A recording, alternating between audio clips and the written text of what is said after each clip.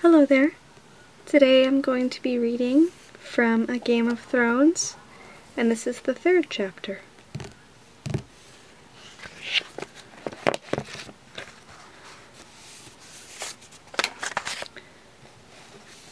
Catelyn. Catelyn had never liked this Godswood.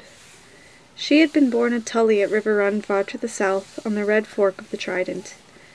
The Godswood there was a garden, bright and airy, where the tall redwoods spread dappled shadows across tinkling streams, birds sang from hidden nests, and the air was spicy with the scent of flowers. The gods of Winterfell kept a different sort of wood. It was a dark, primal place, 3 acres of old forest, untouched for 10,000 years as the gloomy castle rose around it. It smelled of moist earth and decay. No redwoods grew here.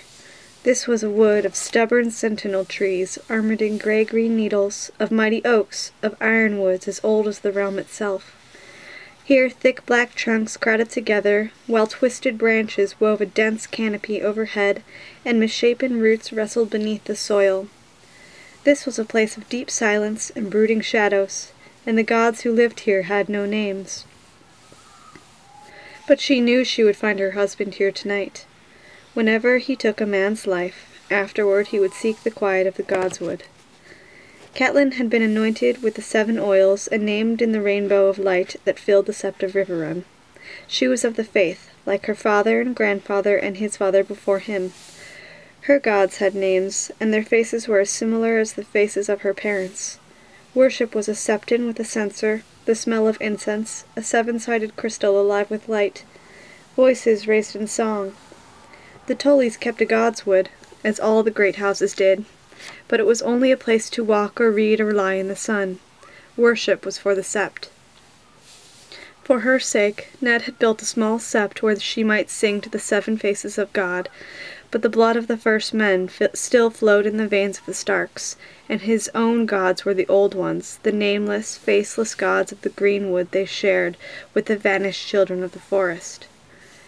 At the center of the grove an ancient wirewoods brooded over a small pool where the waters were black and cold.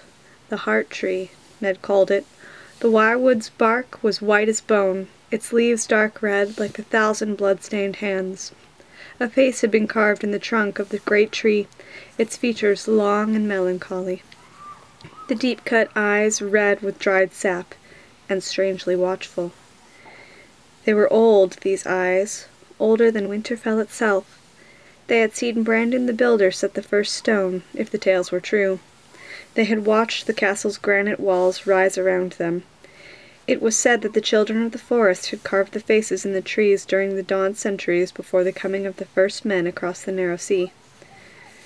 In the south, the last wirewoods had been cut down or burned out 1,000 years ago, except on the Isle of Faces, where the green men kept their silent watch. Up here it was different. Here every castle had its Godswood, and every Godswood had its heart tree, and every heart tree had its face. Catelyn found her husband beneath the wirewood, seated on a moss-covered stone. The great sword Ice was across his lap, and he was cleaning the blade in those waters black as night. 1,000 years of humus lied upon the Godswood floor. Catelyn found her husband beneath the wirewood, seated on a moss-covered stone. The great sword Ice was across his lap, and he was cleaning the blade in those black waters, black as night. 1,000 years of humus lied thick upon the Godswood floor, swallowing the sound of her feet, but the red eyes of the wirewood seemed to follow her as she came. "Ned," she called softly. He lifted his head to look at her. "Catelyn," he said. His voice was distant and formal. "Where are the children?" He would always ask that. In the kitchen, arguing about names for the wolf pups. She spread her cloak on the forest floor and sat beside the pool, her back to the wirewood. She could feel the eyes watching her, but she did her best to ignore them. Arya is already in love, and Sansa is charmed and gracious, but Rickon is not quite sure. "Is he afraid?" Ned asked. "A little," she admitted. "He is only 3. Ned frowned. "He must learn to face his fears. He will not be 3 forever, and winter is coming." "Yes," Catelyn agreed. The words gave her a chill, as they always did. The Stark words. Every noble house had its words. Family mottos, touchstone, prayers of sorts. They boasted of honor and glory, promised loyalty and truth, swore faith and courage. All but the Starks. "Winter is coming," said the Stark words. Not for the first time, she reflected on what a strange people these northerners were. "The man died well, I'll give him that," Ned said. He had a swatch of oiled leather in one hand. He ran it lightly up the great sword as he spoke, polishing the metal to a dark glow. "I was glad for Bran's sake. You would have been proud of Bran." "I am always proud of Bran," Catelyn replied, watching the sword as he stroked it. She could see the rippling deep within the steel, where the metal had been folded back on itself 100 times in the forging. Catelyn had no love for swords, but she could not deny that ice had its own beauty. It had been forged in Valyria before the doom had come to the old freehold, when the ironsmiths had worked their metal with spells as well as hammers. 400 years old it was, and sharp as the day it was forged. The name it bore was older still, a legacy from the Age of Heroes, when the Starks were kings in the north. "He was the 4th this year," Ned said grimly. "The poor man was half mad. Something had put a fear in him so deep that my words could not reach him." He sighed. "Ben writes that the strength of the Night's Watch is down below 1,000. It's not only desertions. They're losing men on rangings as well." "Is it the wildlings?" she asked. "Who else?" Ned lifted ice, looked down the cool steel length of it. "And it will only grow worse. The day may come when I will have no choice but to call the banners and ride north to deal with this king beyond the wall, for good and all." Beyond the wall? The thought made Catelyn shudder. Ned saw the dread on her face. "Mance Rayder is nothing for us to fear. There are darker things beyond the wall." She glanced behind her at the heart tree, the pale bark and red eyes, watching, listening, thinking its long, slow thoughts. His smile was gentle. "You listen to too many of old Nan's stories. The others are as dead as the children of the forest, gone 8,000 years. Master Ludwin will tell you that they never lived at all. No living man has ever seen one." "Until this morning, no living man had ever seen a direwolf either," Catelyn reminded him. "I ought to know better than to argue with a Tully," he said with a rueful smile. He slid ice back into its sheath. "You did not come here to tell me crib tales.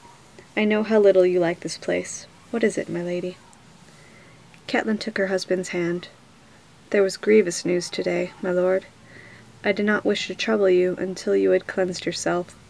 There was no way to soften the blow, so she told him straight. "I'm sorry, my love. John Arryn is dead." His eyes found hers, and she could see how hard it took him, as she had known it would. In his youth, Ned had fostered at the Eyrie, and the childless Lord Arryn had become a second father to him and his fellow ward, Robert Baratheon. When the mad King Aerys II Targaryen had demanded their heads, the Lord of the Eyrie had raised his moon and falcon banners in revolt, rather than give up those he had pledged to protect. And one day, 15 years ago, this second father had become a brother as well, as he and Ned stood together in the Septet River run to wed 2 sisters, the daughters of Lord Hoster Tully. "John," he said, "is this news certain?" "It was the king's seal, and the letter is in Robert's own hand. I saved it for you. He said Lord Arryn was taken quickly. Even Maester Pycelle was helpless, but he brought the milk of the poppy, so John did not linger long in pain." "That is some small mercy, I suppose," he said. She could see the grief on his face, but even then he thought first of her. "Your sister," he said, "and John's boy. What word on them?" "The message said only that they were well and had returned to the Eyrie," Catelyn said. "I wish they had gone to Riverrun instead. The Eyrie is high and lonely, and it was ever her husband's place, not hers. Lord John's memory will haunt each stone. I know my sister. She needs the comfort of family and friends around her." "Your uncle waits in the Vale, does he not? John named him Knight of the Gate, I'd heard." Catelyn nodded. "Brynden will do what he can for her and for the boy. That is some comfort, but still—" "Go to her," Ned urged. "Take the children. fill her halls with noise and shouts and laughter. That boy of her needs other children about him, and Liza should not be alone in her grief. Would that I could, Catelyn said. The letter had other tidings. The king is riding to Winterfell to seek you out. It took Ned a moment to comprehend her words, but then the understanding came. The darkness left his eyes. Robert is coming here? When she nodded, a smile broke across his face. Catelyn wished that she could share his joy, but she had heard the talk in the yards. A dire wolf dead in the snow, a broken antler in its throat.